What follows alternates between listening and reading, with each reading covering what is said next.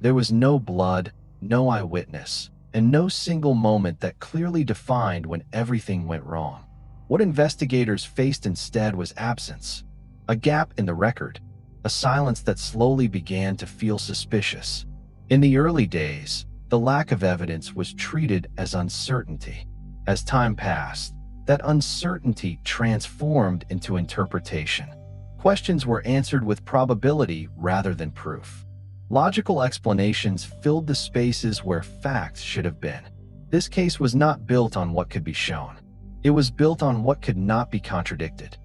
The investigation began with an unexplained disappearance followed by a delayed and incomplete discovery. Authorities arrived at a scene that offered no clear narrative, only fragments that refused to connect cleanly.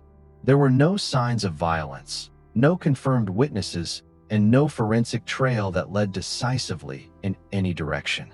From the start, investigators acknowledged the limitations they were working under. In the absence of direct evidence, the case leaned heavily on interpretation. And interpretation would soon become the foundation of everything that followed. The individual at the center of the case lived a life that appeared stable and predictable. There was no known history of criminal behavior, no documented threats, and no obvious reason to expect a sudden disappearance. Investigators focused on recent behavioral changes. Small deviations were noted and later emphasized. A missed obligation, a brief interaction that felt unusual only in hindsight. What mattered just as much was what could not be found. No surveillance footage placing another person nearby, no physical evidence confirming a sequence of events, and no direct testimony capable of grounding the case in certainty. The official timeline was constructed cautiously at first, then gradually solidified. It was based on the last confirmed contact and the moment the disappearance became undeniable.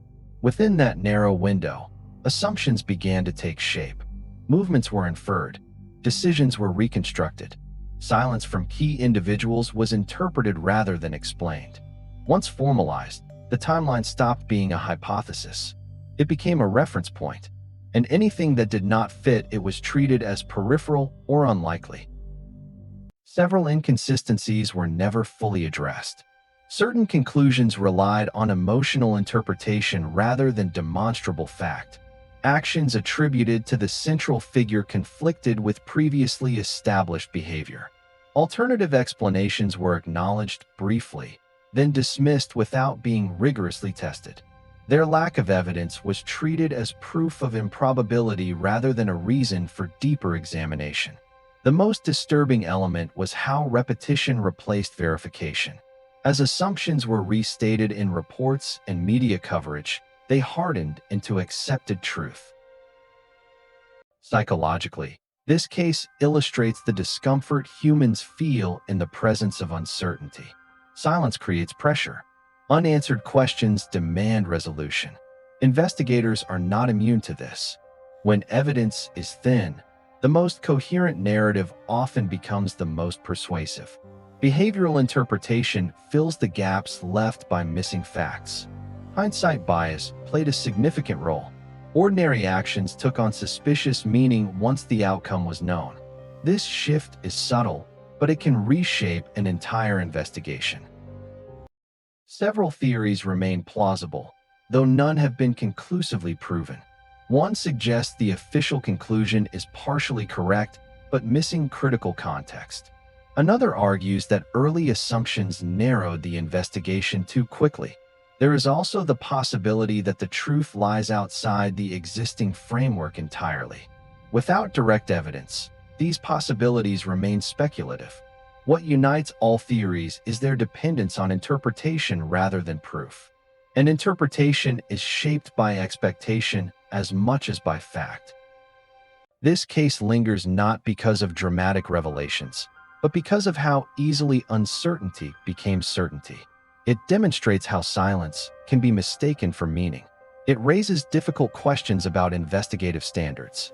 How much assumption is acceptable when evidence is limited? And when repetition begins to replace verification? The silence at the center of this case has never been resolved. It has only been spoken for. Not every unresolved case remains open because of hidden complexity or elaborate deception.